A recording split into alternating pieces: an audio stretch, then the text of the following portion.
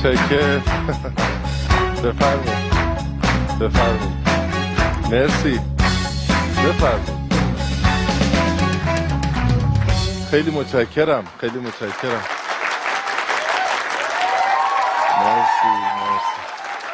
مرسی از لطفتون یاران وفادار. متشکرم. به نام خدا سلام عرض میکنم. امیدوارم که حالتون خوب باشه و سالم و سرحال باشین و این روزهای سخت رو یک جوری به خوبی بتونیم پشت سر بگذاریم. انصافاً تعطیلات نوروزی عجیبی رو پشت سر گذاشتیم، بدون شمال، بدون روبوسی، بدون 13 به در. جالب درست همین امسال که راه شمال مسدود بود، اکثرمون یکی از نزدیکانمون رو در شمال از دست داده بودیم. همه پشت عوارضی، همه مشکی پوش با چشمان پف کرده میگفتن عزاداریم وگرنه نمیرفتیم. راننده به مأمور میگفت یعنی من حق ندارم تو خاکسپاری پدر بزرگم شرکت داشته باشم؟ بعد همزمان از لای 2 تا دکمه پیرهن مشکیش مایو زردش معلوم بود. عزاداران وقت روی باربند، دوچرخه، تویوب، سیخ و انبر داشتن. مأمور بهش میگه که خدا رحمت کنه ولی اینا وسایل عزاداری نیستن ها. میگه جناب سروان من این ماشین رو همینجوری خریدم، از اول 2 میلیون لوازم شمال روش نصب بود. در تلویزیون دیدم که به یکی گفتن ممکنه شما ناقل باشین و دیگران رو مبتلا کنین. گفت آخه به این قیافه میاد ناقل باشه؟ همزمان به ابروهای پیوستش اشاره کرد. گفت لااقل ماسک بزن عزیزم، ویروس با یه بازدم ساده هم منتقل میشه. گفت ما خانوادگی فقط دمیم، بازدم خیلی به ندرت، اونم آخر شبا.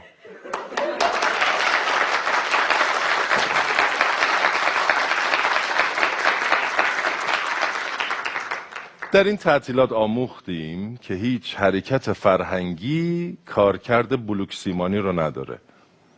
هرچی گفتن و پیام دادن و بنر زدن فایده نداشت. ولی بلوک سیمانی رو که گذاشتن همه فهمیدیم دیگه نمیشه وارد شد. در واقع این بلوک ها همون حکم فیلترینگ رو دارن. تنها تفاوتشون اینه که کسی رو به صفحه پیوندها هدایت نمی کنن. طبیعی هم هست چون اکثر پیوندها معمولا تو همون جنگل ها و سواحل شمال اتفاق میفته. نظرات شما رو بخونیم.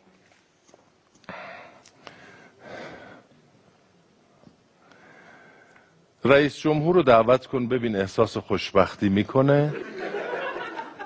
خوش به حالت. به سمت مهمونای فرضی اجرا میکنی، کسی هم کاری بهت نداره. من یه بار تو خونه داشتم با آدمای فرضی حرف میزدم، بابام مجبورم کرد برم کمپ ترک کنم. بعدی ما واسه 13 به در صبح زود بابامونو فرستادیم تو پذیرایی چادر بزنه که کسی قبل ما نیاد اونجا رو بگیره. 1.5 ماه تو خونه ایم دیگه، از شکست دادن کرونا ناامید شدیم. یه مساوی هم ازش بگیریم راضییم. کاش کسی هم به فکر ما کارگرهای روزمزد بود. 1 ماه بدون درآمد خونه نشین شدیم. بعدی دیشب داشتم ضبط یه ماشین رو باز میکردم، صاحبش رسید. گفتم چرا از قرنطینه خارج شدی؟ چرا جون بقیه رو به خطر میندازی؟ شرمنده شد رفت.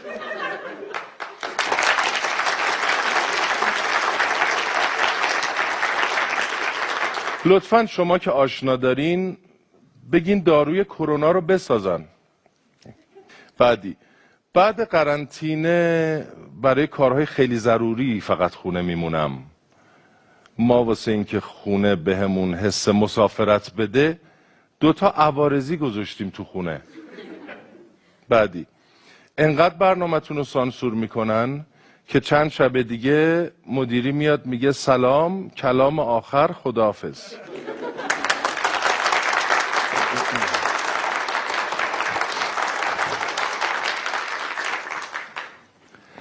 تحقیق و بررسی های زیادی شده در مورد این که چرا آمار مرگ و میر و کرونا در ایتالیا این همه بالا رفته. به نظر من تقصیر مسئولینشونه. تجربه لازم رو در زمینه اعمال محدودیت و جریمه ندارن. اینجا گفتن 13 به در از خونه بیرون نیاین. من یه لحظه ماشین رو از حیاط آوردم بیرون که یه ماشین دیگه بره تو حیاط، من پشتش دوباره برم داخل. تو همون 20 ثانیه مأمور اومد 40 تومن نوشت گذاشت رو شیشه جلو در خونم رو پل. گفتم سرکار من رو پل جلو خونمم. یهو دیدم که دوربین بالای تیر چراغ برق فلش زد. بلافاصله پیامک اومد 80,000 تومن بابت عبور و مرور غیرقانونی. سرم آوردم بیرون ببینم دوربینه کجا نصب شده. ناگهان حس کردم ماشین داره از رو زمین بلند میشه. برگشتم دیدم جره ثقیل زنجیرشو انداخته دور سپر داره میکشه بالا که ببره. گفتم استاد یه 2 دقیقه اجازه بدین من برم داخل شلوارم رو عوض کنم. همون موقع موبایلم زنگ خورد، برداشتم دیدم یکی از رؤسای پلیسه. گفت مدیری برای چی بیرونی؟ گفتم آقا جوونی کردم، یه فرصت دیگه بهم بدین، من قول میدم رو سفیدتون کنم. اینجوریه. البته این قوانین برای سلامت خود مردم وضع شده، ولی کاش قوانینی که خاصیت درآمدزایی ندارن هم با همین شدت و دقت اجرا بشن. خیلی وقتها ما به عنوان شهروند با حق و حقوق خودمون و ماهیت قوانین آشنا نیستیم. مثلا آیا میدونستین که اگه یه حشره‌ای تو خونه باشه و شما ازش بترسین میتونید زنگ بزنید به آتش نشانی؟ جدی میگم اینو. یعنی خانم میتونه زنگ بزنه آتش نشانی بگه ببخشید خرمگس، سریع خودشونو میرسونن خاموشش میکنن. حقوق شهروندیمون رو مطالعه کنیم. واقعیت هایی توش هست که میتونه برای ما بسیار بامزه باشه. حداقل این که یه دل سیر میتونیم بخندیم. یه آقا بفرمایید، یه خانم بفرمایید.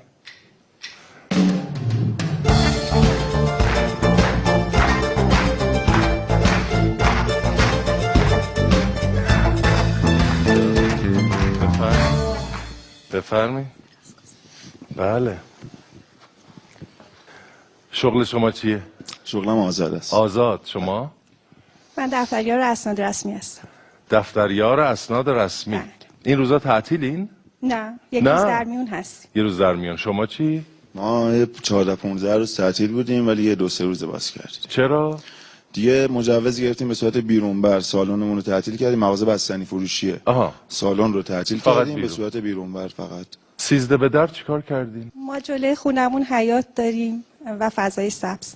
تو همون حیاط خونه خودمون جوجه خوردیم. جوجه خوردین؟ چرا همه جوجه میخورن؟ چقدر جوجه میخورن؟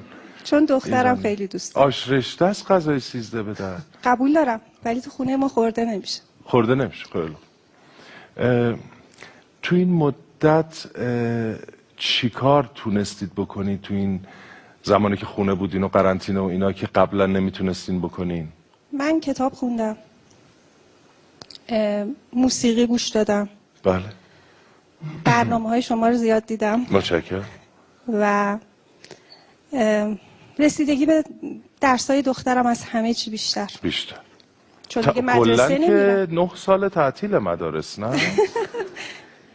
والا من امسال مثلا گفتم بچه رو بزنیم مدرسه غیر انتفاعی، کلی هم پول دادیم، الان خودم دارم تدریس میکنم. فرقی نمیکنه دیگه. آره تو این اوضاع. شما چی کارا کردین که نمی کردین تا حالا؟ بله منم کتاب رو به لطف شما البته از برنامه کتاب باز ما تصمیم گرفتیم کتاب بخونیم. چقدر عالی، مرسی. جدا. عرض شود که دیگه فرصت شد تو این مدت کتاب خوندیم، موسیقی هم بله. روزی 3 بارم تقریبا حیران رو گوش میکردم، حیران شما رو. به متشکرم. قربانش. متشکرم. 5 نفر افراد سرشناس ایرانی رو نام ببرید که در جهان میشناسنشون. آقای مدیری. نه خواهش میکنم. نه من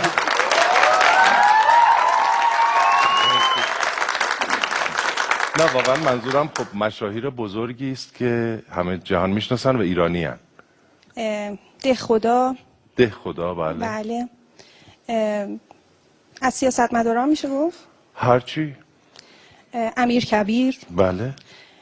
بعد کیو بگم مثلا؟ قدیم جدید. سور اسرافیل. ببینید دنیا اینها رو نمیشناسه. مثلا اگه بگین ابن سینا تمام جهان، در این حد منظورم. آها. ابو ریحان بیرونی. بله. رازی که امروز خیلی باش سر و کار داریم. بله. و ما با رازی زندگی میکنیم کلا. آقای روحانی. آقای روحانی. بله. 4 تا ورزش آبی رو بگیم. شنا، واترپولو، نمیدونم. آره کایت هم هست. کایت. آره دیگه، روی آب بلند میشن میرن بالا. از رو آب بلند میشن. بالاخره آره دیگه. موج نه سواری. کایت که آسمانیه اصلا. خب نه. اون فقط اونو به عنوان باند استفاده میکنن که باشه. موج سواری. دیگه. شد 4 تا دیگه. شیرجه ورزشی میگه. یکی از مسابقات مهم جهان مسابقات شیرجه است. دیگه شنا دیگه. قواسی. فرق میکنه مگه؟ نه. رشته‌اش جداست کلا. شما میری شنا میکنی استخر، میری تا عمق 30 متری. خب یه شعر از حافظ. همون شعر ابتدایی حافظ رو براتون میخونم، کامل حفظم ولی خب 2 بیتش رو براتون میخونم. الا یا ایها الساقی ادر کأسا و ناولها، که عشق آسان نمود اول ولی افتاد مشکلها. به بوی نافه کاخر زبا زان طره بگشاید، ز بوی جعد مشکینش چه خون افتاد در دلها. ز تاب جعد مشکینش چه خون افتاد در دلها. مرسی. بله. خانم بهتر بودن؟ آقا بهتر بودن؟ هر دو بهتر بودن. بله معلومه. خیلی متشکرم. بله. من یه چیزی بگم؟ بله. یه لحظه بچه هامون از آمادگی کامل برخوردارن. میخوان یه چیزی بگم. بفرمایید. من معذرت میخوام. خواهش میکنم. تولدتون رو تبریک میگم. خیلی ممنونم.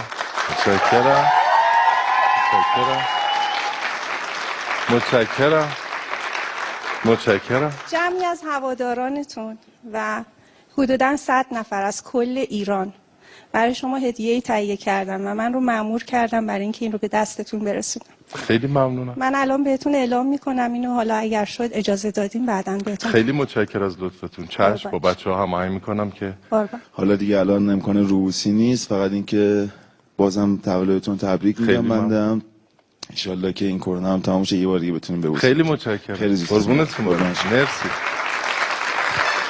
خیلی ممنونم. خیلی متشکرم. مرسی.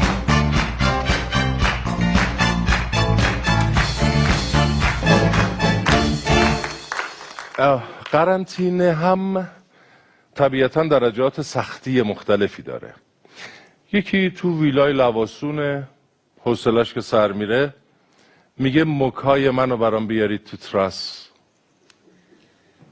بعد ویوی تراسش طوریه که به تمام کشورهای همسایه دید داره.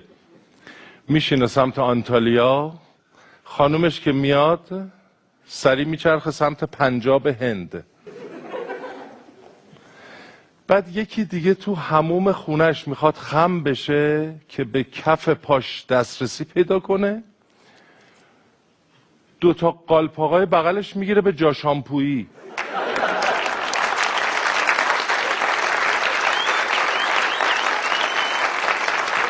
قرنطینه شدن توی برخی از آپارتمان ها واقعا سخته.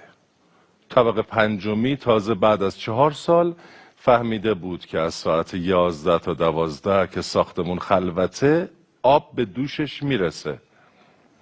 الان که دیگه کلن همه خونن، چشمش به آسمونه که بارون بیاد. اینجور ساختمون ها معمولا قواعد خاص خودشونو دارن. مثلا طبقه بالایی مخلوط کنو که روشن میکنه، آنتن تلویزیون طبقه پایینی قطع میشه. بعد طبقه پایینی که وصل میشه به فیلتر شکن، رو شبکه 4 طبقه بالایی پارازیت میفته. بچه گریه میکنه، نور واحد کناری قوی و ضعیف میشه. صدا فاضلاب که دیگه تو هر طبقه به صورت اکو از کانالهای کولر و سایر طبقات پخش میشه. خوبیشون اینه که تحت هر شرایطی همسایه از حال همسایه باخبره. کلا معماری ساختمون طوریه که بخوای نخوای باخبر میشی. یعنی ممکنه صبح که داری میری سر کار همسایه پایینی در باز کنه، بگه که ببخشید روزتون بخیر، این کت ماست خدمت شما.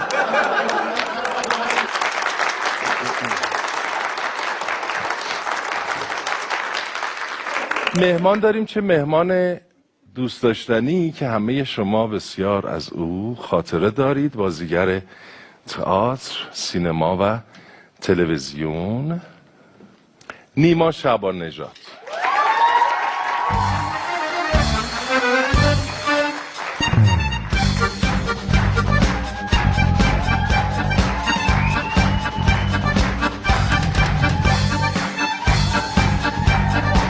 خوش آمدید.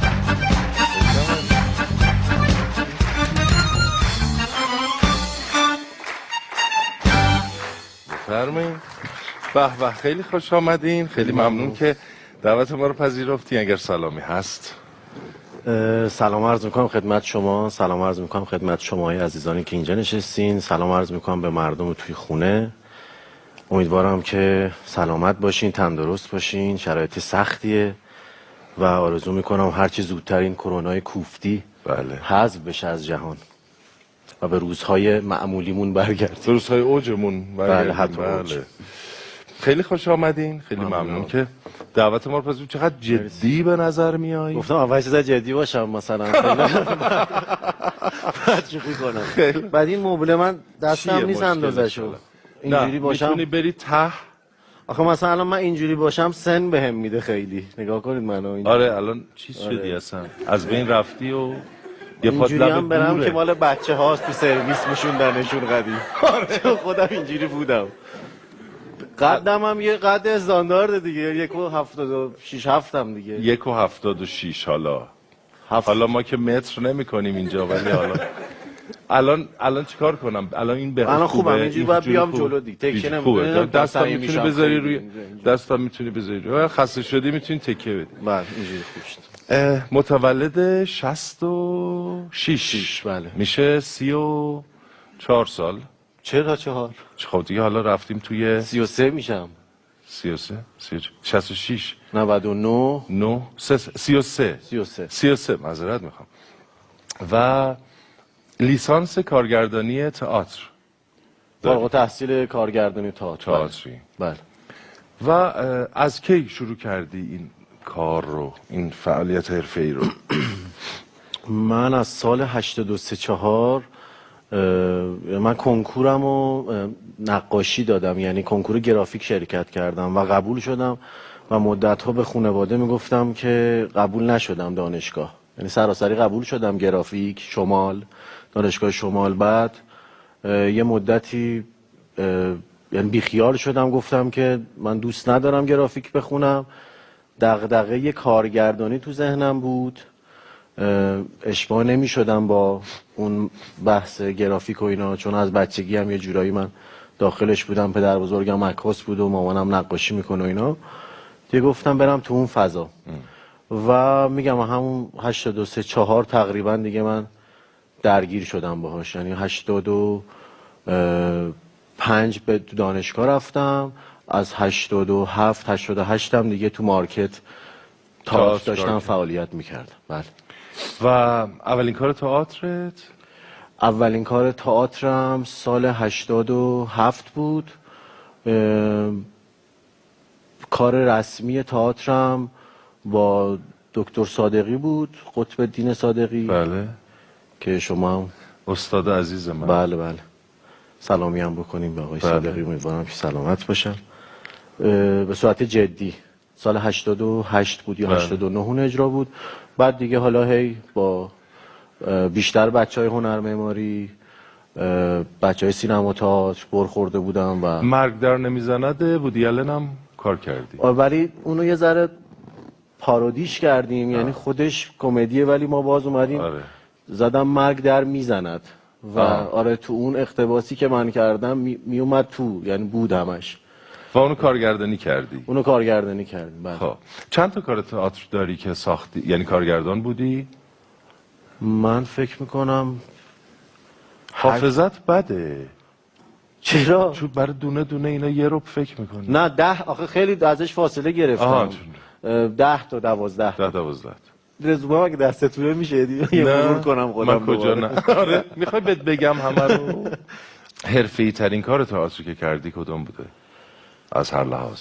من یه کاری سالها پیش ساختم برای آلمان، یعنی 2 زبانه بود به اسم 4 فصل مثل هم که کار جالبی شد و اون موقع من حالا مشمول سربازی بودم، نمیتونستم از ایران خارج شم. اون موقع من گفتن که یه جورایی مثل کار تجربه های مدرن آلمان شد و آره خیلی کردیت دادن بهش و خیلی تشویق کردن منو. بعد قرار بود بریم آلمان اجرا کنیم، بعد هیچ کدوم نتونستیم بریم. زبان آلمانیت خوبه؟ افتضاح. تو آلمان به دنیا اومدی؟ آلمان به دنیا اومدم ولی تا 10 میتونم بشمارم اگه میخواین. من بشمار. بله خواهش. میگه که چرا میگه که مگه شاعر داره؟ چرا جدی دارم تا 10 میشمارم؟ خب تمرکزم کردم. چه کاریه مگه؟ نه یاد میگیریم. خب 1 2 3 4 5 6 7 8 9 10 چیزی شده؟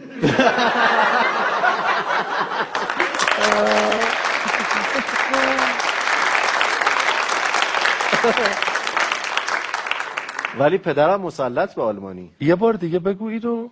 من برای یه بار تمرین کرده بودم. نه واقعا یه بار دیگه بگو. 1 2 3 4 5 6 7 8 9 10 حالا یه سری آلمانی زبان ممکنه ایرادم بگیرن که اینجوری هم نیست. یه جایی اخت دیگه ایراد داره. یه اخت مثلا میگه 9 10 اینو مثلا یه وقتایی. بس 3 سال و نیم بودی که از آلمان اومدین ایران؟ آوردنم ایران. بله. تو این 3 سال و نیم فقط از 1 تا 10 یاد گرفتی؟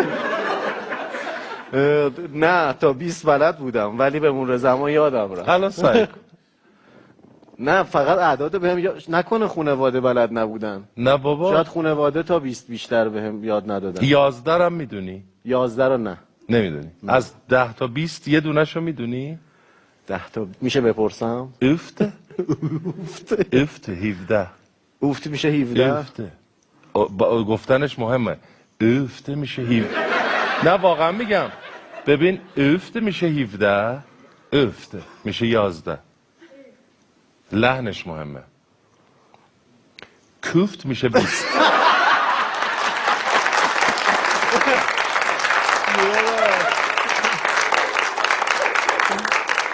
چرا کوفت شد 20؟ نه باز اینم بستی کو بعد کش رو باید بیاری پایین و الا میشه همون کوفت که بگی اصلا ناراحت هم میشن. مثل که مشترکه. آره تو آلمان هم میگن به هم. میگن. آخرین کارگردانی تئاتر سال 94 بود و دیگه تئاتر کار نکردی؟ چرا بازی کردم، جشنواره فجر کار داشتم، اجرای عموم داشتم، یه سری بوده مثلا طول شدم اصلا تئاتر انقدر.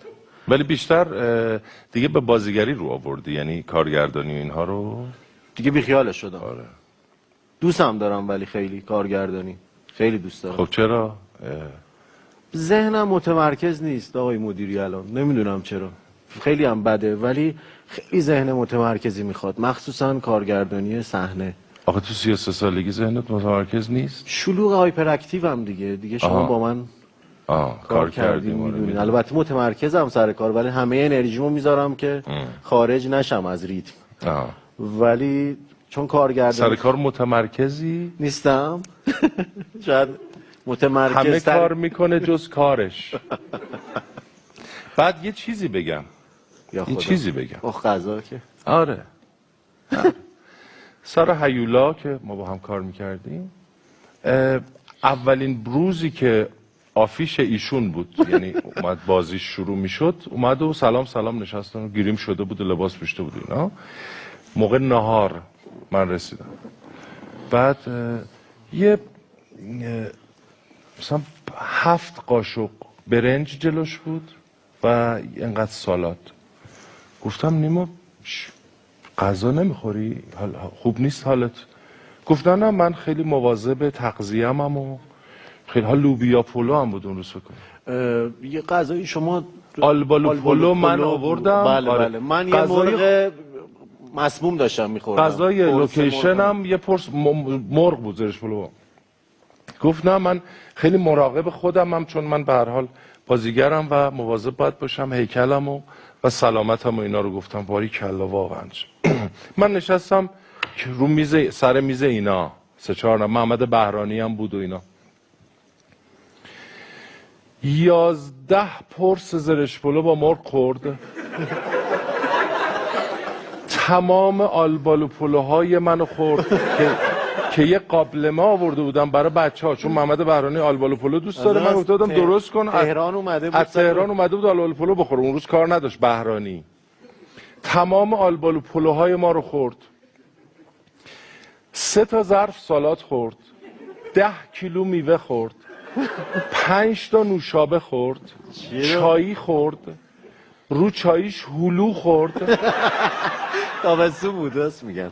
دوباره گفت یه خوراک مرغ برام بیارین بدون برنج. اونو خورد.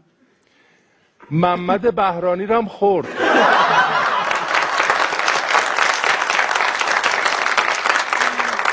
یعنی من تو زندگیم همچی چیزی ندیدم. یعنی فقط گودزیلا میتونه این میزان غذا بخوره. و این خاطره‌ای که ازش دارم و هر روز این ماجرا تکرار شد. یعنی هر روز شما دیگه من غذا نخوردم تا جایی، یعنی میرفتم یه ماشین غذای ایشونو می آورد، یه ماشین غذای کل گروه. هیچی نمیخوره و خیلی مواظب خودشه به خاطر اینکه بازیگر. چی میگفتیم که اینو گفتیم؟ همینجوری بند کردین به من. الان گشنته؟ نه. آها از تئاتر میگفتیم. مثلا یه کاری کردیم به اسم لابیرنت، سال میگم همون سال 90 اینا بودش. کار فرناندو آرابال بود که خود آقای آرابال یه متنی نوشتن و ما رو دعوت کردن سفارت اسپانیا و باز قرار شد اون کار رو ببریم خارج از ایران. خیلی تعریف کرده بودن که متن من انقدر خوشگل شما اجرا کردین و باز اون کسی که نمیتونست بره من بودم. سربازی. بله. سربازی رفتی بالاخره یا نه؟ نرفتم. فروختن خریدم. آها یعنی الان دیگه حله. بله. خیلی هم پول گرفتن. اسپانیایی بلدی؟ بله مسلط هستم. بگو از 1 تا 10 اسپانیایی. چه اسپانیایی بلد باشم من؟ چون گفتی داشتم اسپانیا گفتم. هولا شما هولدا؟ نه هولا چرا؟ چی؟ هولا میگن دیگه سلامو. هولا. من همونو گفتم بابا. ولی شما لحنش مهمه. هولا. اینو بگی تموم میشه. و از خندوانه به بعد خیلی دیده شدی نه؟ از خود خندوانه دیده شدم. از خندوانه به بعد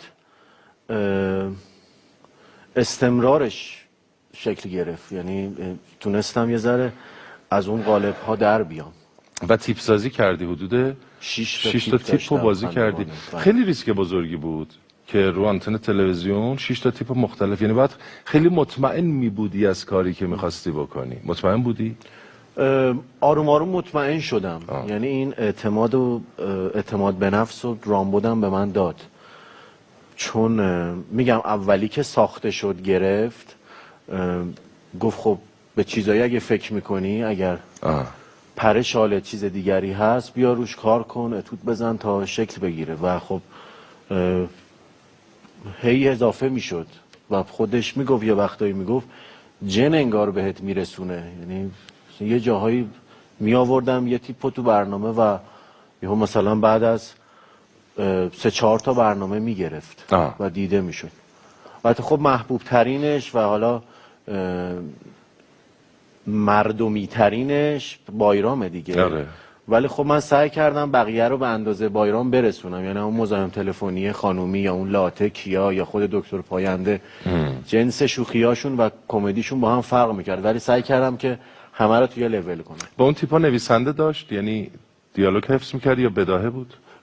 خط کلی داشت داشت. ولی خب بخشش هم بداهه بود دیگه. تو بده بستون بین من و رامبود شکل میگرفت. و فیلم سینمایی هم داری؟ یه دونه که اکران نشده. 3 تا دارم.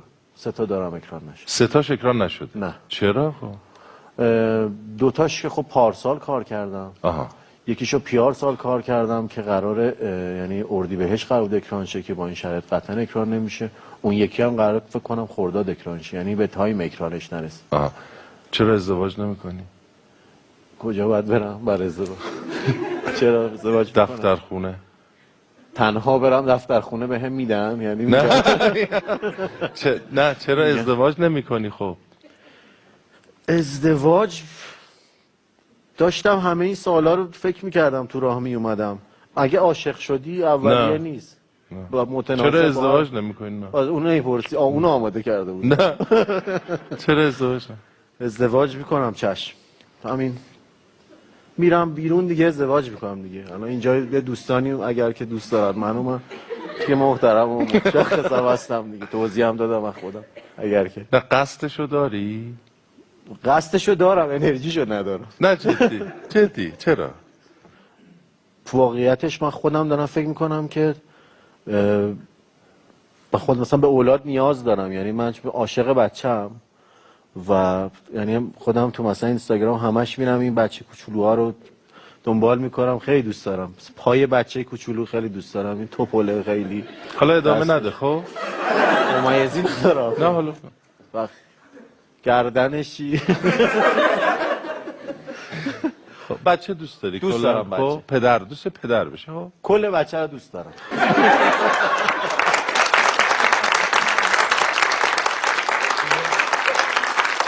خب جدا از این میگیرم چشم میگیرم دیگه. نه میخوام ببینم که از چی گفتن که ترسیدی؟ زندگی زناشویی سخته؟ از کارت زندگیت میمونی؟ خودم هم چشمم ترسیده دیگه، یعنی نه اونا چیان؟ از زندگیت میمونی؟ از کارت میمونی؟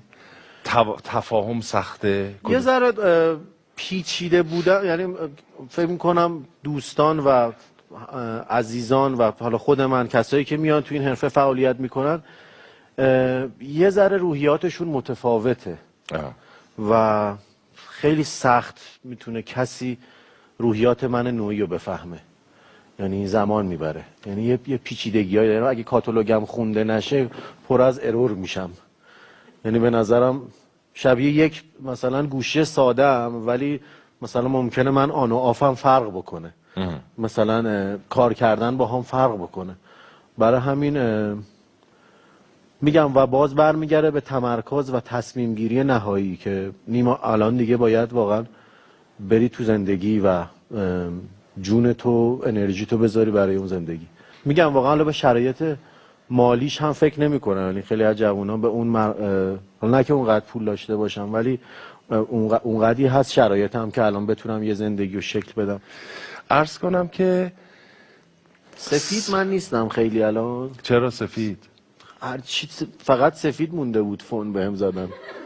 نه الان فونه خب رنگ خودته. نه خیلی خودت. یه لحظه رفتم فکرم فشارم افتاده. نه رنگ این شبح بودم. نه رنگ خودت الان خوبه. تو نور و اینا. سرخ و سفید و خوب و قشنگ. خواهش. شبکه خانگی سریال آقای اسگرپور رهایم نکن که من فکر کنم با اون که اونقدر دیده نشد، یعنی دیده شد ولی اونقدر منو جدی نگرفتن، یعنی گفتن با مزه ای تو برو کمدی تو بازی کنه. مثلا یه گاردی همیشه دارم. نقش جدی بود. نقش جدی بود و اونو به پیشنهاد آقای کیانیان من یعنی یه بار با آقای کیانیان حرف میزدم، من به من گفتن که هر جوری میتونی یه نقش جدی باید بازی کنی. تو به من گفتن نقش جدی بازی کن هر جور میتونی. گفتم آخه به من مثلا پیشنهاد جدی نمیدن. گفت اصلا مهم نیست دیده بشه نقش یا نه، مهم اینه که تو بتونی اون نقش رو بازی کنی. و خب رهایم نکن رو بازی کردیم، اونقدی هم دیده شد چون تو ماه رمضان پخش میشد و من با آقای تارخ هم بازی بودم و تا یه 10-12 قسمت فحاشی شد به من. از قسمت 13 دیگه کنار اومدن باهام، که بعد من یه مصاحبه کردم گفتم نقش عوض کردن مثل مدل موه. یعنی شما مثلا مدتی شما رو با موی بلند دیدن، بعد یهو تصمیم میگیری کچل کنی و همه میگن چقدر زشت شدی، چقدر بهت نمیاد، چقدر اونجوری بهتر بودی، چرا رفتی اون همه مو رو زدی. ولی بعد چشم عادت میکنه و این اتفاق هم افتاد. ولی هیولا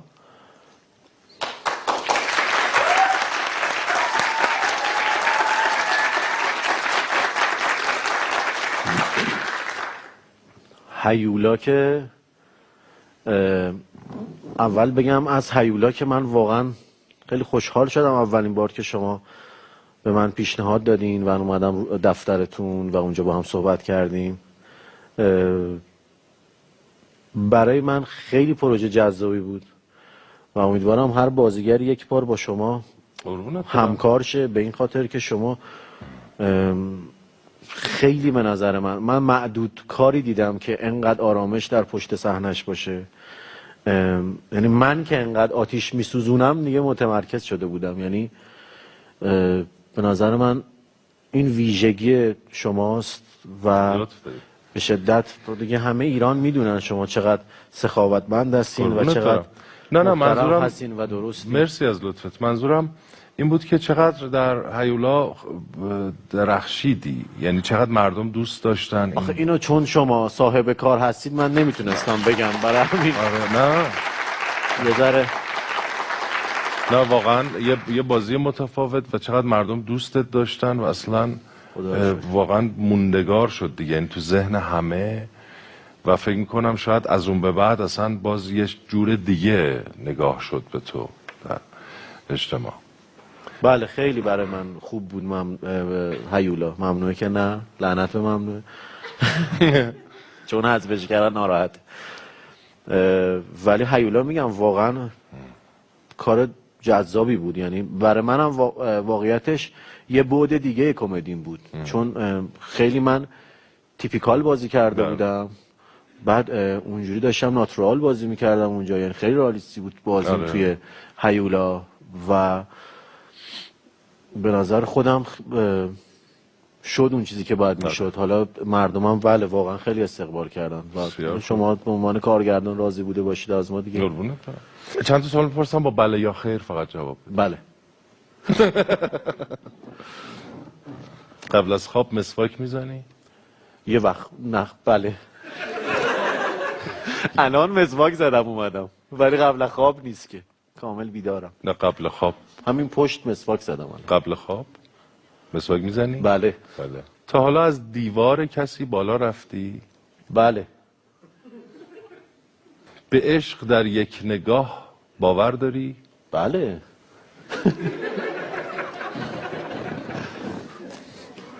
عصبانی که میشی دلت میخواد کسی رو بزنی؟ نه خیر. نه. از خودت خوشت میاد؟ بله به تب. خب به تب نباید میگفتم. نه. بله. خیلی وقت. بله. بله. تا حالا ماشین پدر رو شستی؟ بله. دوست داشتی الان 18 سالت بود؟ نه خیر. دوست داری مشهورتر بشی؟ بله. بله. شیر آب چکه کنه توی خونه خودت واشر عوض میکنی یا زنگ میزنی میان؟ زنگ میزنم بیان. خیلی آدم فنی هستی. بله. انتقاد پذیری؟ بله. چرا یه ذره با شکی؟ نه هم توش بود آخه یکم. نه هم توش بود. یعنی هم بعضی وقتا نیستی بعضی وقتا هستی. منطقی باشه هستم آخه منطقی نیست آخه. پس منطقی نیسته؟ حالا باید بگم بله آخر بعد میرم سراغ این. نه الان بگو. الان انتقادها منطقی نیست؟ انتقادهای کی؟ قور آخه خیلی ها. کی؟ از طرف مردم یا منتقد یا همکار؟ حالا منتقد رو میپذیرم واقعا، به خاطر اینکه منتقد خب از یک تحصیلات عالیه‌ای برخورداره و خب تو این رشته صاحب سبکه و صاحب نظره و خب اگه نقد کنه آدمو خب به دیده منت خیلی ممنون. این که میگی منطقی نیست، از سمت مردم رو میگی؟ از سمت مردم سری واقعا قرضه، یعنی یه وقتایی یعنی مثلا میگه باهات حال نمی‌کنم، بعد تو بگی مثلا قطع کنی اون آدمو، که دیگه آخه انتقاد نیستش که مثلا میگه خیلی مثلا بدمون میاد ازت، کلی انتقاد مثلا نیست. چون راجع به کارت نظر نمیدن، مثلا همین صرفا این که خوشمون میاد یا خوشمون نمیاد. حسی با خودت مشکل داری. آره. انتقاد پذیری؟ بله یا خیر؟ سوالو یه بار تکرار نشه. نه چی حافظه نه الان که راجع به همون اونو شکافتیم، همینه. بله انتقاد پذیر بله. هستم. پس دلت میخواست که بازیگر بینون مللی بودی؟ بله. بله. سحرخیزی؟ بله. بله. ببخشید. نه واقعا سحرخیزم. با شما کار کردم یه ذره سختم شد صبح زود. یعنی شبا زود میخوابی، صبح زود بیدار میشی؟ شبا اگر سر کار باشم قطعا زود میخوابم، اگر سر کار نباشم اونقدر دیر نمیخوابم واقعا، و دوست دارم صبح زود بلند شم. 6 مثلا؟ 7؟ نه 8. 8. سر کار نباشم 8 بیدار میشم، حتی اگر مثلا 2 صبح بخوابم. نمیتونم، مثلا بیدار میشم، دست خودم نیست. چقدر خوبه این، و خوبه آدم زندگی جلو میافته اصلا. جلو میفته، ولی به نظر من ایدئالش اینه که واقعا مثلا 9 شب 10 شب بخوابید، مثلا 4 صبح بیدار شی. ایدئالم، هیچ وقت نتونستم. مرغ چی بهش میگن؟ سحر. نه ناله سر کن. مرغ سحر. همونو میگن؟ نه مرغ کرچی. کرچ. مرغ پرش که نمیشه. نه کرچ. بله. اصلا مرغی که نیوکاسل داره، اصلا هرچی دیگه زودتر از 11 نمیخوابه. چرا میشه خوابید آخه؟ 9. قدیمی ها همه میگن 10 دیگه. 9 بخوابی 4 پاشی. چه خبره؟ مثلا 4 خب پاشی چیکار کنی؟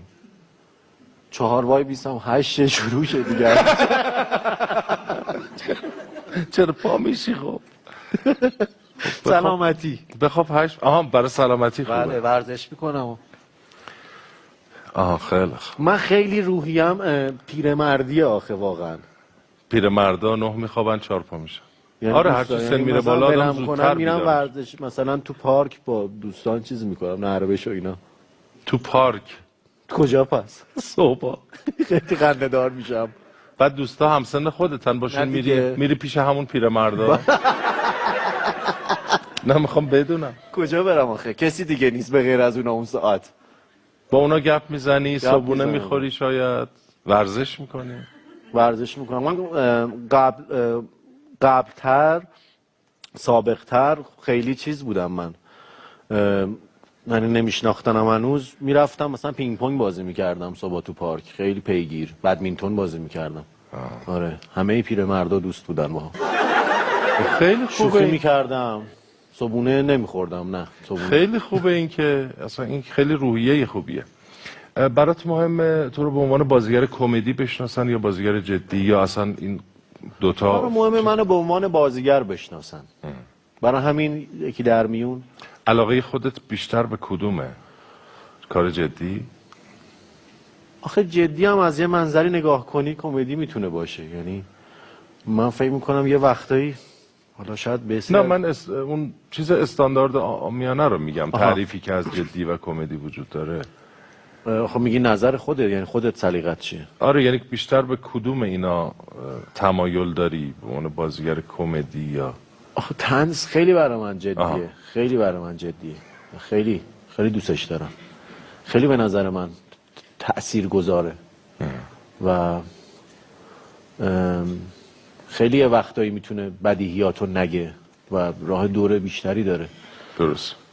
حالا درسته تو این چند سال اخیر واقعا به غیر از اون کارهایی که خب هم مردم دوست دارن هم میدونن، واقعا یه دهه واقعا طنزمون یه ذره سخیف هم شده، یعنی واقعا بله نزول کرده و خب حق هم دارن که این گارد شکل بگیره، به خاطر اینکه با یه اثر شسته رفته تری دارن توی مثلا سینمای اجتماعی روبرو میشن مخاطب، که درست طنز میشه صرفا فقط سرگرمی.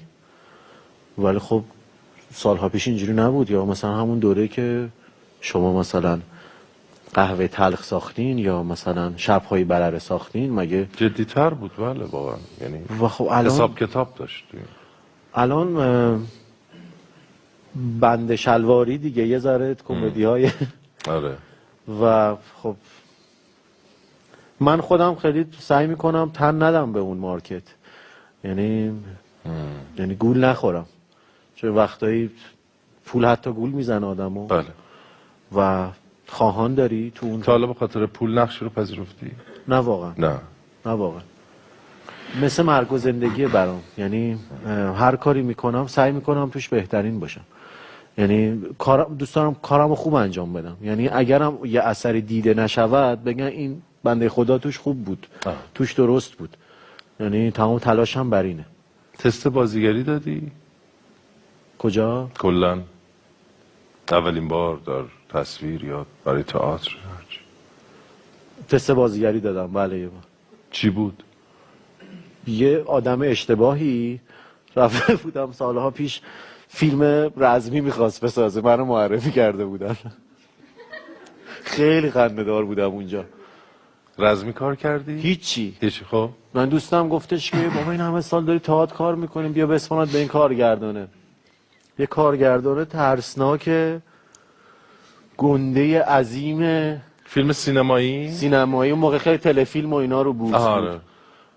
بعد قشنگ یادمه تو یوسف آباد رفتم دفتر این بنده خدا تست بدم، من خیلی هم با خودم کنار اومدم و اینا، رسیدم گفت یه لگد بزن. اصلا نپرسید شما اون فرم رو نگاه کنه. من بلند شدم یاد اینجوری زدم، گفت انقدر پات میاد بالا؟ گفتم من فکر کنم مثلا میگی به در لگد بزن، به میز لگد بزن. اصلا دنبال این بوده که ببینه پات چقدر میاد بالا. اصلا هرچی من میگفتم که مثلا میتونم من فیلم نامه رو بخونم، گفت فیلم نامه رو ولش کن، من الان آمادگی جسمانی تو رو میخوام. گفتم من خیلی نحیفتر از الان بودم، مثلا 40 کیلو بودم. مطمئنی کارگردان بوده؟ گفتم اشتباه، گفتم خیلی اشتباه. خب انقدر بعد گفتش که بعد یه سری سرتیتر بلد بود به هم میگفت فن بیان بلدی؟ بگه چیز کلیه فن بیان. میگفتم که آخه فن بیان که تاثیر میذاره خب تو بازی، بله بالاخره باید کلمات رو درست ادا کنی. گفت نه بلدی یا نه؟ گفتم فن بیان که مثلا مدرک نداره بگم فن بیان، بله مثلا دانسه فن بیان دارم. خلاصه که اون فیلم گفتش که تازه خوشش هم اومد ازم، گفت چقدر خوش انرژی و باحال. یه چند تا از این تلفیلم آبگوشتی‌ها ساخته بود اون موقع. بعد دیدم که خب واقعا دارم تحقیر میشم اونجا و به هم بر میخوره اینا. یه بغضی هم تو چشمام افتاد و که واقعا ببین به کجا رسیدیم، اصلا باید گیر این آدم بیافتیم، یعنی معرفی باید بشم به اشتباه در این کارگردان ایران. اومدم از قشنگ یادم از یوسف آباد پیاده اومدم تا قیطریه، انقدر ناراحت بودم. قشنگ یادم اون روز گفتم دیگه نمیرم جایی تست بدم، یا میشه یا همون تئاترامو کار میکنم، انقدر میرم تا حالا یکی ما اینجا یه تستایی میگیریم، دیدی؟ چجوری؟ تست بازیگری ندیدی؟ چرا؟ ندیدم. گویا دیگه ندیدی؟ الان که میگی ندیدم، ولی خودم تو خلوتم دیدم.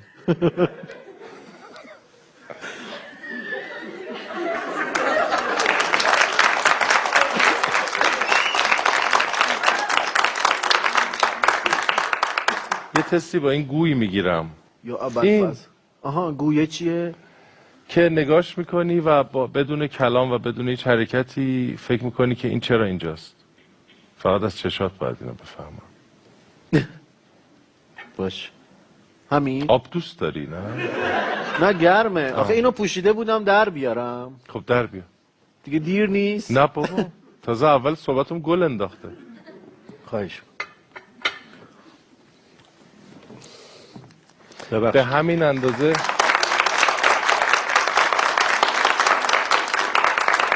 به همین اندازه غذا میخوره. جان نه هیچ. با نگاهت بگو که این چرا اینجاست. با نگاهم بگم چرا اونجاست؟ اگه مشکلی نداشته باشیم با اونجا بودنش چی؟ نه باید بگی. نه من نیستم، کسی اینجا نیست. آها. تو نشستی منتظری یکی بیاد تست بگیره ازت، بعد داری فکر کنی این گوی چرا اینجاست.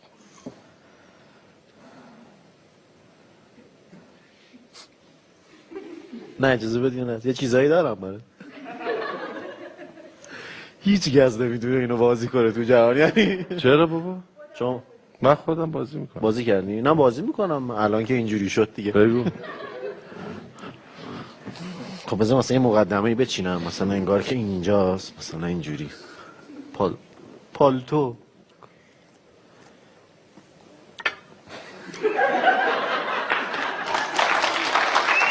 چرا دارم بازی میکنم، جزء بازیمه.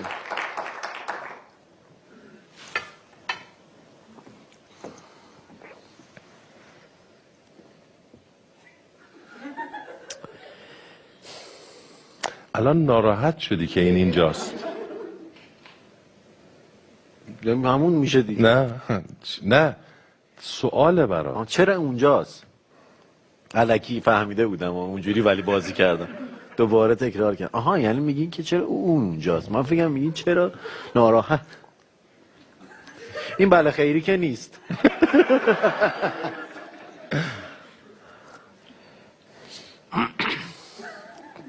گوله کوچیک شده اصلا از شرم به من جمع شده.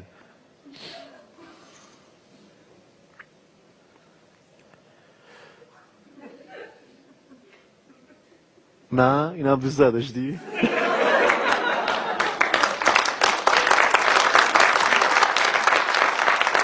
حالا تو صورتت نشون بده که چقدر گرونه.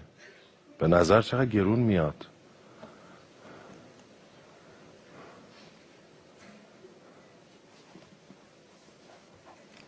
چون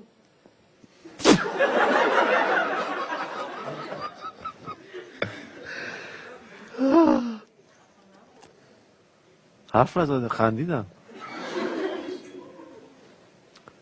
هم گرون است دیگه.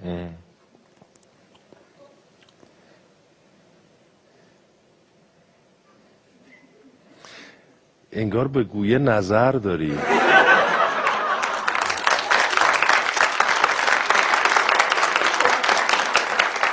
کالای گرانبها رو بهش نظر نداری مگه؟ اینجوری داری بهش؟ نه من چه گفتم گویی؟ بگو چرا اینجاست، نمیخوای بدزدیش که نظر داری بهش. گفتین گرونبها. چقدر گرونه. آره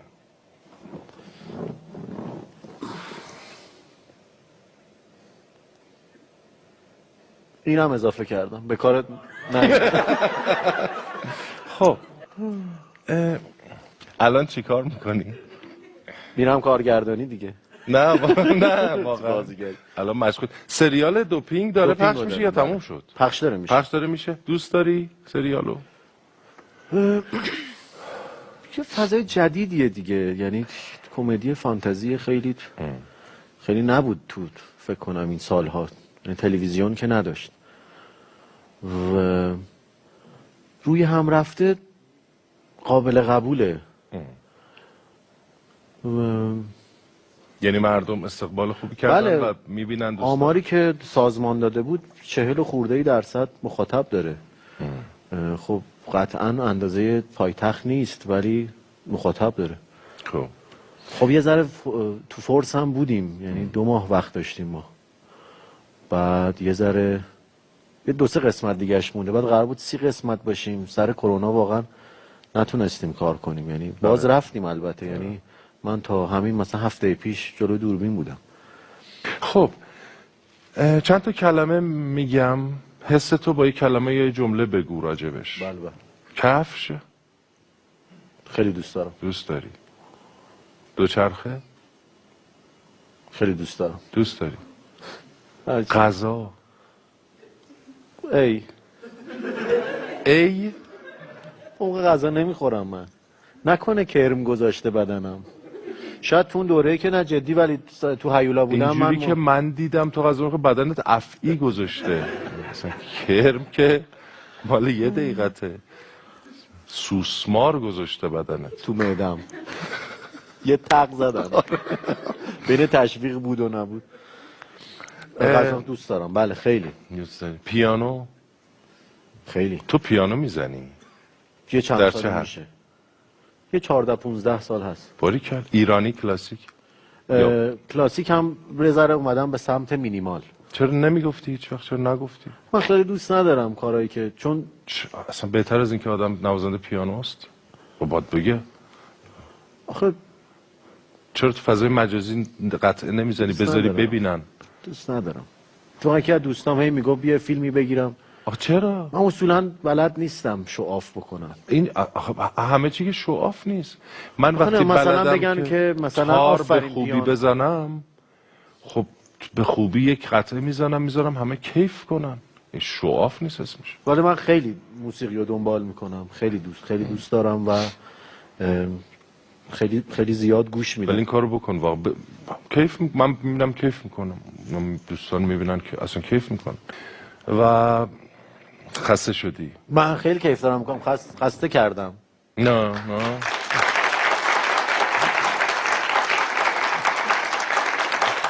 من واقعا رفتم تو فکر، خسته نشدم. همین شرایط کرونا چون دیگه آخراش بازی میکنم بیشتر، ممکن خالی باشه. پر که نمیشه. چرا؟ آخه میگم آب زیاد بخوریم برای کرونا. حالا همین امروز تو باید به تمام دستورالعمل‌های پزشکی جهان توجه کنی. تا 5-6 روز پیش که سر کار بودیم یه لوکیشنی کار میکردیم که یه خانواده ریختن بیرون و ناراحت بودن و یه ذره درگیر شدن با بچهای پشت صحنه و اینها که مگه نمیدونین کرونا است، مگه نمیدونین نباید بیاین و فاصله ایمنی رو باید رعایت بکنید و شما مثلا یه سری تو ماسک دارن یه سری ندارن و اینا. خب منم به تبع جلو دوربین که نمیتونم ماسک بذارم، بچه‌ها پشت صحنه اکثرا هم دستکش دستشون بود، نکات یعنی بهداشتی رعایت میکردن. یه بحثی درگیری شد و اینها اونجا که من خیلی اونجا به فکر فرو رفتم که ناراحت شدم چون خیلی به ما توهین شد اونجا سر این که مثلا برای شما یه مشت مثلا انگار ما یک مشت مریض هستیم اومدیم داریم تو لوکیشن خارجی کار میکنیم و داریم باعث آزار و اذیت همسایه ها میشیم و تا خیلی هم تو سکوت بود و اینها، فقط تعدادمون زیاد بود. بعد یه دسته فکر کردم گفتم خب منم خب همون خانواده هست، همون حساسیت رو منم دارم، منم واقعا استرس دارم از این که میرم سر کار، ولی یه تعهدیه که حداقل مردم به کمک ما بتونن بشینن خونه، یعنی داریم تولید محتوا میکنیم برای خود مردم. درست. و ما هم تو گروهمون آدم‌هایی بودن که شرایط سنیشون جوری بودش که آسیب پذیرترن روی این بیماری، ولی خب دست به دست هم همه داشتیم کار میکردیم و خیلی قلب ماها رو تو اون چند روز به درد آورد که میفهمم. و اتفاقا یکی از همین شبکه‌های بیگانه هم فیلم گرفته بودن و فرستاده بودن که مثلا اینا دارن کار میکنن و هیچکی هم فلان نمیکنه، مثلا گوش نمیده. کار ما یه مش میکروب بودیم اومدیم اونجا. میفهمم. چی بود اصلا گفتم؟ اصلا برای چی گفتی؟ نه ولی جالب بود، آدم خب دلش میشکنه، مثلا میاد خطر رو به جان میخره، حالا گروه همه، و حسش اینه که مثلا تو این دوران بتونه کمکی از طریق سریال، برنامه، شو تصویر کرده باشه. بعد خب این واکنش رو میبینه یه ذره قصه میخوره. آخه چون متضاد همون مثلا خانواده یه لوکیشن دیگه دیده بودیم که یه آقایی با ماسک و با خانواده‌اش اومدن دم در و حرف زدن با ما، صندلی گذاشتن و قهوه رفت از خونش آورد. یعنی آدم‌ها میدونن تو چه شرایطی ان. ولی خب یه سریا به هر حال مردم طبیعیه خیلی این روزا اعصاب ندارن. نداشتن، اینم اومد دیگه بدتر، مزید بر یعنی حالا مشکلات مالی به وجود آورد، مشکلات روحی به وجود آورد. امیدوارم زودتر این بحران رو همه جهان رد کنه. چه آینده‌ای برای خودت متصوری؟ خب حالا من اینجا برم بیرون که قطعا ازدواج میکنم. خب بچه دار هم میشی چون بچه خیلی دوست داری؟ بله. و فهمیدم دیگه آینده تو. نه واقعا دوست دارم که هی کشف کنم، یعنی هی دوست دارم هی برم جلو، چون خیلی بیکرانه و انتها نداره و خیلی هم هیجان انگیزه و مفید باشم، بتونم تاثیر بذارم. یعنی دوست ندارم صرفا یه بازیگری باشم که یک سری دیالوگ میدن دستش و حفظ میکنه، چون به نظر من هر فرد عادی و معمولی رو میتونیم بیاریم این اتفاق براش رقم بزنیم و فقط سخت‌تر حفظ میکنه چون راهشو بلد نیست. آره. دوست دارم که بتونم با کارهایی که میکنم هم تو دل مردم هم رو ذهن آب تموم شد بعد. نه رو ذهن مردم یه خط کوچیکی بیاندازم خیلی هم عالی و درست باشم. یعنی واقعا آرمانگرایی نمیخوام خیلی بکنم، همین ترجیح میدم درست باشم و کارم رو ادامه بدم، تو حاشیه نرم و اونماستمون رو داریم میخوریم یه گوشه ای دیگه. خیلی هم عالی. این خیلی هدف بزرگیه که آدم تاثیرگذار باشه و کارش رو بتونه به خوبی انجام بده، درستی و مفید باشه. و نه، من اینکه اونجا رو نگاه کردم، تو وضع مالیت خوبه به طور کلی در زندگی؟ وضع مشکل مالی نداری؟ چرا؟ اتفاقا همین 1 ماه پیش دزد زد خونه ما اینا رو، همه چیمونو بردن. آره یه خیلی تو این سالها که جمع کرده بودم و داده بودم نگه اینو برای میپرسم چون اونجا الان 2 تا کارت هدیه بود. خب یکیش الان یه دونه بود از اول. نه 2 تا 4 تا بود. من 2 تا دادم به یکی اون خانم یا آقا، الان یه دونه است. نه کلا اصلا اون مهم نیست، اصلا اون مهم نیست. می‌خواستم ببینم اوضاع مالی چطور. خب الان اونو بذار دیگه. اون نه اون نیست، اینم مال من نیست. نه اون که آره اصلا حالا یعنی یه دونه هم الان از من میخواین اصلا که گم شده بده بهم. نه بابا من شوخی میکنم، نوش جونت.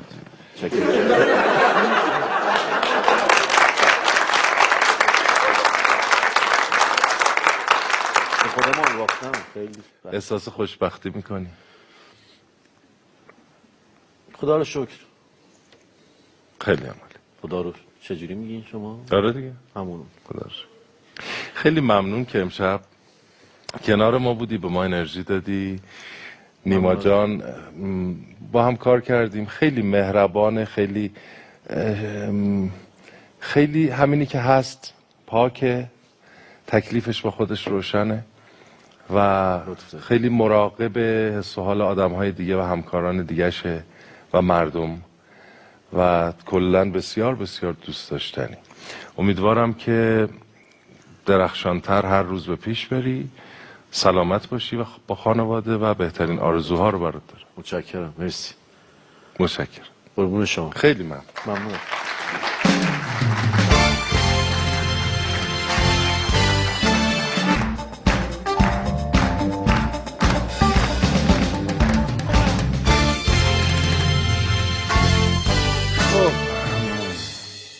خب هرچی که شرایط سخت‌تر بشه، بشر بیشتر به اصل خودش برمیگرده. یعنی اگر همینجوری پیش بریم تا چند وقت دیگه دنبال میمونا میکنیم، میزنیم تو سرشون، نارگیلاشون رو ازشون میگیریم. خبرش اومده بود، جدی میگم، که چین برای ایتالیا ماسک فرستاده، فرانسه بین راه ماسکا رو برداشته و هاپولی کرده، گفت مال منه. بعد از یه جایی ماسک فرستادن برای فرانسه، امریکا تو باند فرودگاه پاریس ماسک ها رو با قیمت بالاتر خریده برده. تو خبرات دیدین اینا بی شخصیت ها سر ماسک، ببینین چه بساطی اینا راه انداختن. بازم ما خیلیامون از دار دنیا فقط یه کاپشن داریم، با همون کارمون کلن را میفته. بارون میاد میکشیم رو سرمون میدویم، زیپ شلوارمون در میره، خم میشیم میاد اینجا، میاد تو زانو. کرونا میاد میکشیم رو صورت، میریم تو بیارتی، میریم کوه گرش میزنیم دور کمرمون، میشه لباس ورزشی. فقط ایرادش اینه که اگر همزمان هم کرونا باشه هم زیپ در بره، باید یکیشو انتخاب کنید. بعد اون وقت کانادا اعلام کرده که میخواد کمک‌های پزشکی ارسال کنه.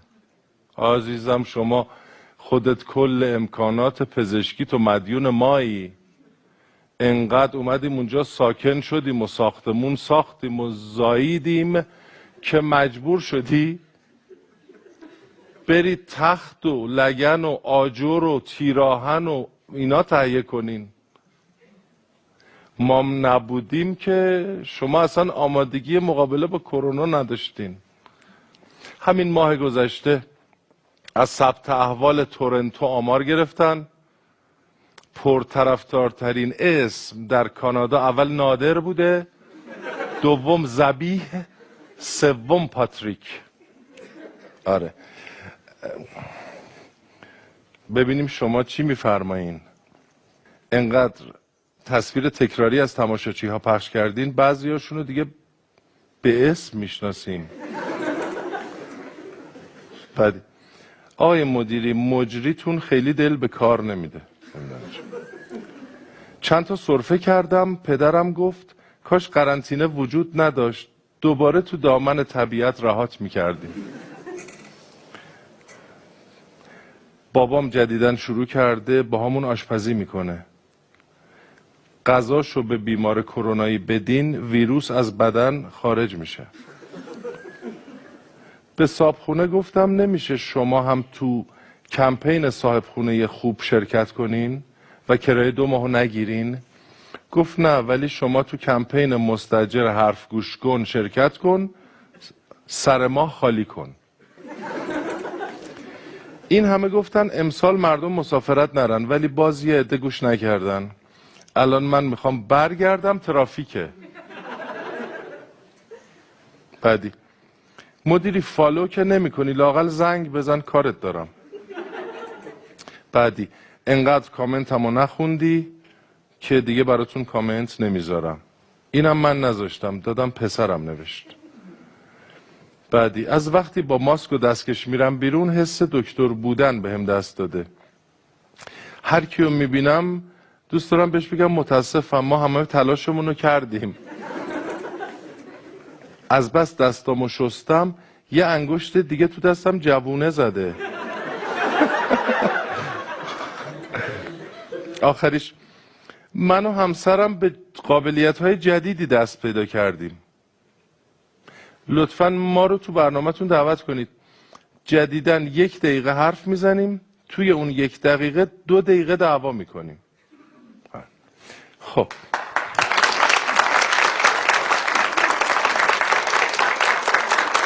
یه خانم یا آقا؟ آقا شما بیاین بفرمایید و خانم بفرمایید. بفرمایید.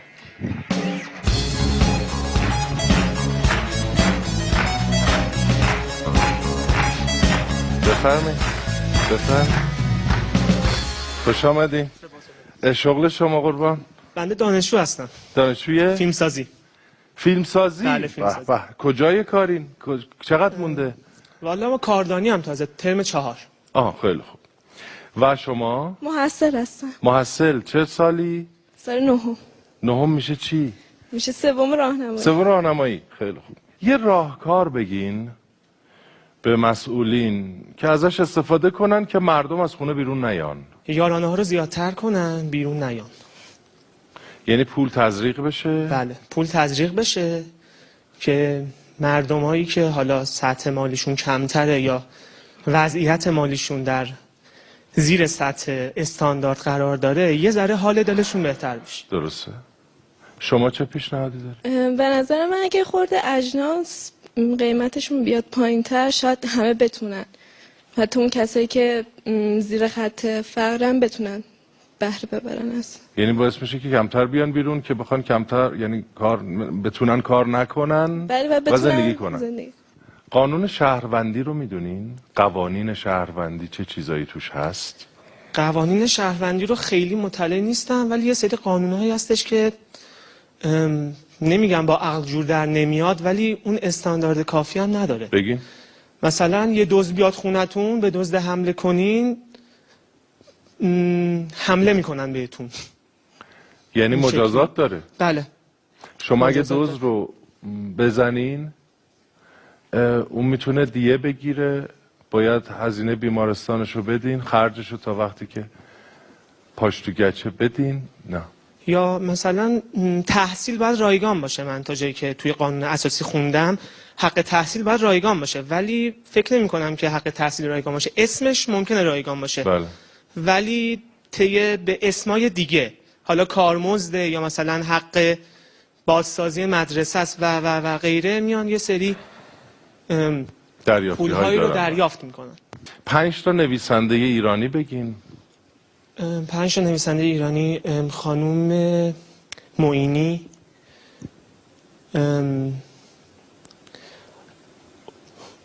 استاد احمد محمود، بله. سجاد افشاریان. خارجی یا ایرانی؟ داخلی باشه. ایرانی. شما هم بگین. چیزی بگن. اکبری شلدره. کی؟ اکبری شلدره. بله. و آقای روزبه معین، احمد محمود. حضور ذهن ندارم. اسکورسیزی. بله. 2 تا کار ازش. اسکورسیزی دانفال.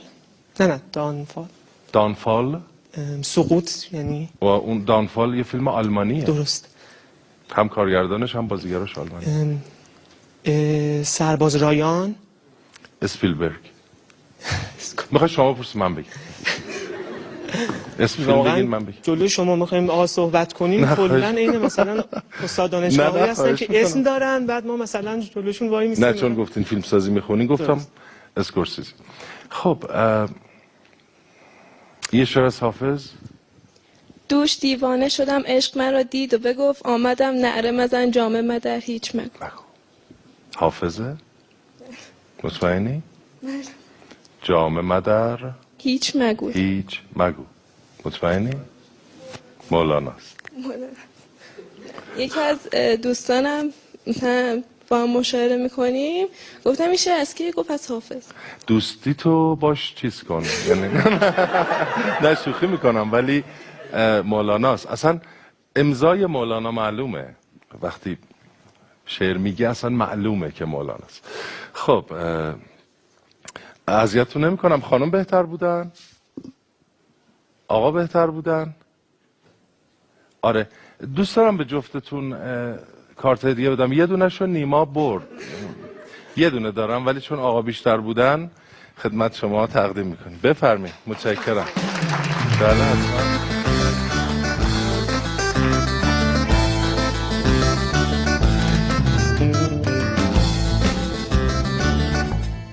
خیلی بچه‌ها از آمادگی کامل و جان. طی این سالهایی که حالا شما فعالیت کردین، یه سری فن پیج هایی هستن در تلگرام و اتحادهای مختلف. بله.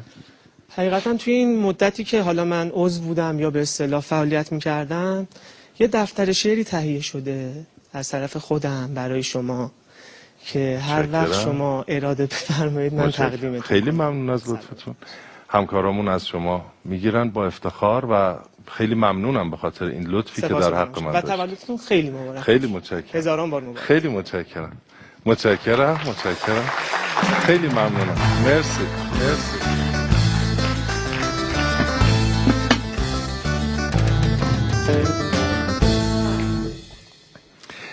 قبل از اینکه کلام آخر رو بگم یه چیزی بگم، چون صحبت فن پیج ها شد. یک چیزی به نظرم میرسه که بگم. خیلی خیلی خیلی زیاد همه فن پیج هایی که در فضای مجازی فعالیت میکنن خیلی زحمت میکشن، خیلی دوست داشتنی هن، خیلی بیدریق، بدون هیچ چشم داشتی. سالهای ساله که دارن تلاش میکنن و من نمیدونم چجوری باید این همه محبت از طرف همه این دوستان رو جبران کنم. واقعا فقط میتونم بگم که خیلی ازتون ممنونم، خیلی از این همه لطف و تلاش و حس شما ممنونم. امیدوارم که همیشه سلامت باشید. امیدوارم که این تنها کاری که میتونم بکنم که قدردانتون باشم و بگم که چقدر مؤثرید در فضای مجازی در کار من، در زندگی من چقدر مؤثرید و چقدر دوستتون دارم. امیدوارم روزی بشه که بتونم همه شما رو ببینم، بتونم جبران کنم محبت شما رو.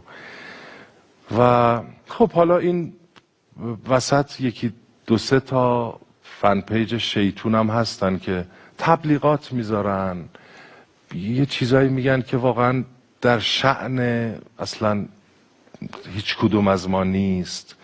یه کارهای عجیبی که آدم شک میکنه این فن پیج این دشمنه.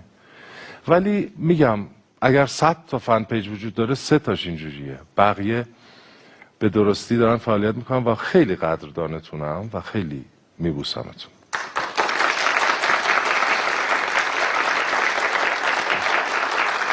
و حرف آخر، به نظرم بعد از کار معدن سخت‌ترین شغل دنیا گزارشگریه.